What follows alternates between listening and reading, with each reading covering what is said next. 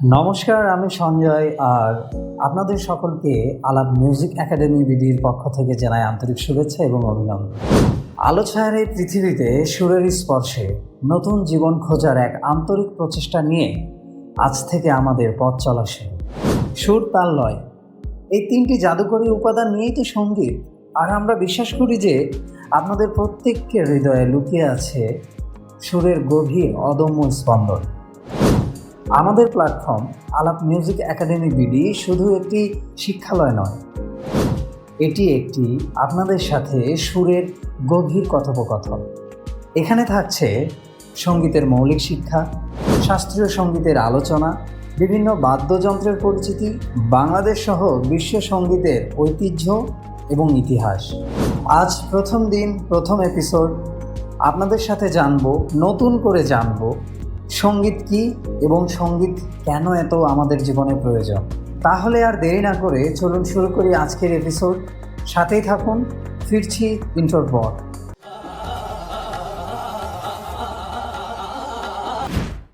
সঙ্গীত কি?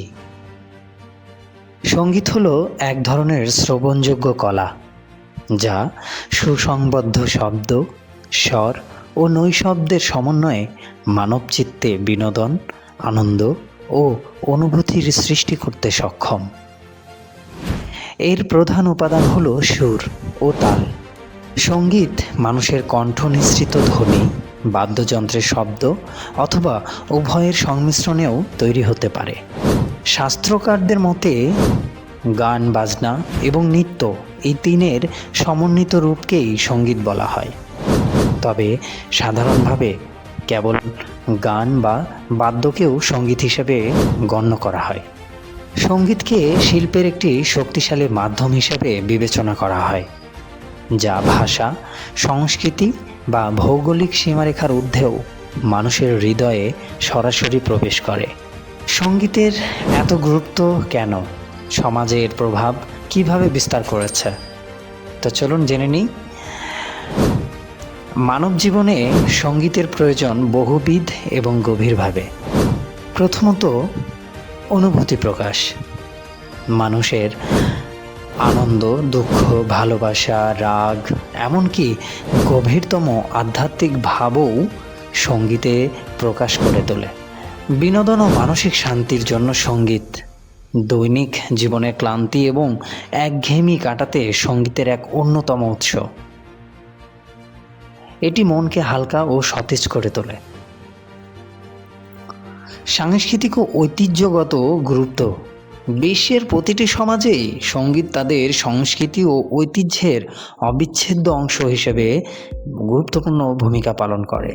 এটি বিভিন্ন উৎসব, অনুষ্ঠান ও ধর্মীয় কাজে ব্যবহৃত হয়। যোগাযোগ। যেখানে ভাষা ব্যর্থ, সেখানে সঙ্গীতের সুর ও ছন্দ মানুষের মধ্যে এক গভীর সংযোগ তৈরি করে। চলুন এবার জেনে নিই সঙ্গীতের উপকারিতা। সঙ্গীতের শারীরিক ও মানসিক উভয় ক্ষেত্রে গুরুত্বপূর্ণ উপকারিতা রয়েছে। জানলে খুব অবাক হবেন। মানসিক চাপ, উদ্বেগ কমায়।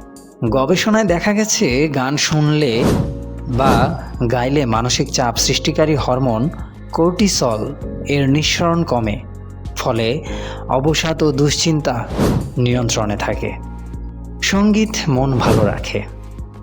গান শুনলে মস্তিষ্ক থেকে ডোপামিন নামক হরমোন নিঃসৃত হয়, যা আনন্দ ও সুখানুভূতির সঙ্গে সম্পর্কিত। এটি মন মেজাজ উন্নত করে। ঘুমের উন্নতি।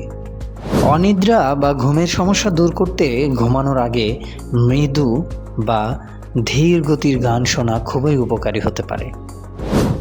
স্মৃতিশক্তি বৃদ্ধি ও মনোযোগ বৃদ্ধি। গান শোনা বা শেখা মস্তিষ্কের বিভিন্ন অংশকে সক্রিয় করে তোলে। এতে স্মৃতিশক্তি প্রখর হয় এবং মনোযোগ ও একাগ্রতা বাড়ে। সৃজনশীলতা ও কল্পনা শক্তি বিকাশে সঙ্গীত এক গুরুত্বপূর্ণ এবং সহায়ক ভূমিকা পালন করে।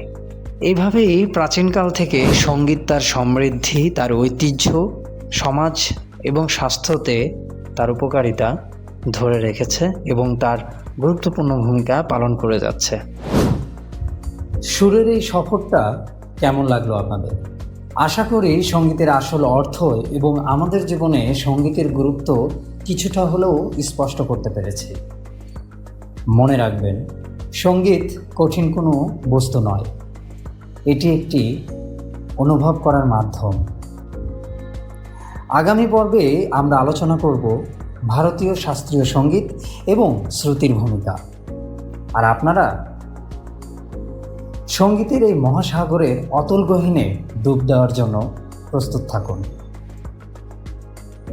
আপনাদের যে কোনো পরামর্শ, প্রশ্ন অথবা আপনার প্রিয় শিল্পীর জীবনী, পছন্দের গান অথবা সঙ্গীতের ইতিহাসের যে কোনো বিষয়ে জানতে বা আলোচনা করতে আমাদের কমেন্ট বক্সে কমেন্ট করে জানাতে ভুলবেন না।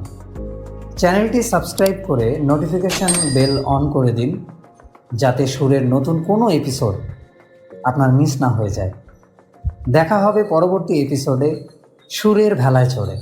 ততক্ষণ নিজের খেয়াল রাখুন, সুস্থ থাকুন, ভালো থাকুন, গান গাইতে থাকুন, গান শুনতে থাকুন। ধন্যবাদ, নমস্কার।